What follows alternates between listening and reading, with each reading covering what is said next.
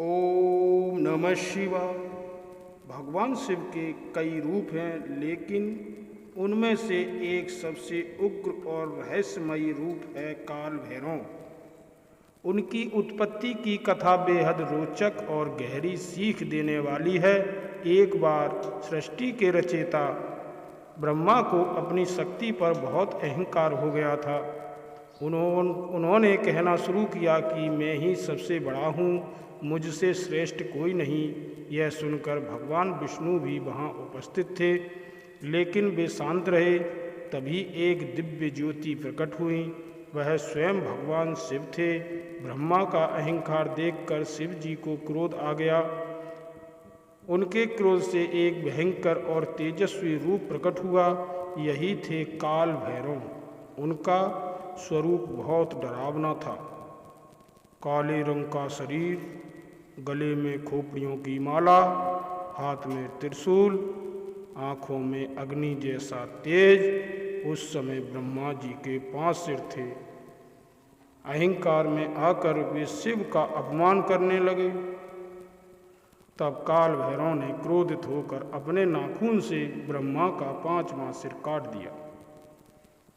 जैसे ही सिर गिरा, ब्रह्मा का अहंकार भी टूट गया। लेकिन ब्रह्मा का सिर काटना एक बड़ा पाप, ब्रह्म हत्या। इस कारण काल भैरव को उस पाप का दंड भोगना पड़ा। कटा हुआ सिर उनके हाथ से चिपक गया और वे भिक्षाटन करने लगे। वो पूरे संसार में घूमते रहे, लेकिन पाप से मुक्ति नहीं मिली। आखिरकार जब काल भैरव काशी पहुँचे, तभी वह खोपड़ी उनके हाथ से अलग हो गई। वहीं उन्हें ब्रह्म हत्या के पाप से मुक्ति मिली। इसी कारण काशी को मोक्ष की नगरी कहा जाता है और काल भैरव को वहाँ का कोतवाल माना जाता है। उनका वाहन कुत्ता माना जाता है। उनकी पूजा विशेष रूप से रविवार और मंगलवार को की जाती है। उन्हें समय का स्वामी भी कहा जाता है।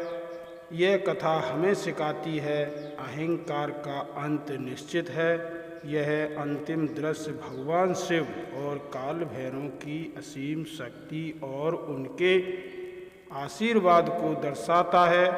धुंधली ही होती रोशनी और श्रद्धापूर्ण वातावरण कहानी के इस पार को पूरी तरह स्पष्ट कर रहे हैं कि दिव्यता के सामने अहंकार का कोई स्थान नहीं है।